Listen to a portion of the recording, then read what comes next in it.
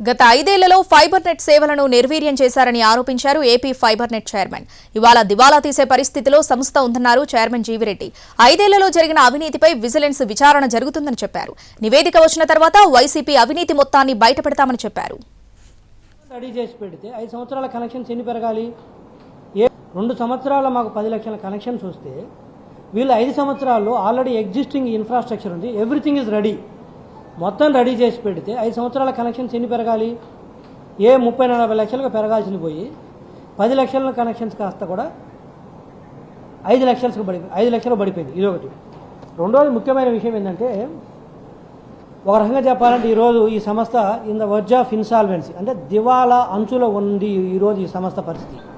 ఒక government corporation ఎంతో చక్కగా నడవాల్సింది, స్టాండర్డ్ ఆపరేటింగ్ ప్రొసీజర్స్ కానీ ప్రాపర్ సిస్టమ్స్ కానీ ఆ రోజు ఎస్టాబ్లిష్ చేసి పెడితే ఈరోజు చూసినట్లయితే ఈ రోజుకి చెప్తున్నాను నేను, ఈరోజు చూస్తే ఒక్క proper SOP standard operating procedures లేదు, ఒక్క సిస్టమ్ సరిగా లేదు.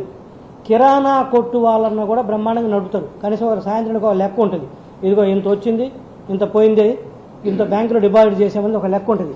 కిరాణా కొట్టు కంటే కూడా దారుణంగా నడిపారు ఈ సంవత్సరం, లాస్ట్ 5 సంవత్సరాలు. విచ్చలవిడిగా అవినీతి అయితే జరిగింది. అది దాని గురించి టూ అర్లీ ఇప్పుడే నేను మాట్లాడలేను, ఎందుకంటే విజిలెన్స్ ఎంక్వైరీ జరుగుతుంది. సో వాళ్ళు విజిలెన్స్ రిపోర్ట్ ఇచ్చిన తర్వాత కంప్లీట్గా మళ్ళీ ఒక ప్రెస్ మీట్ పెడతాను, మొత్తం డీటెయిల్గా ఎక్స్ప్లెయిన్ చేస్తాను.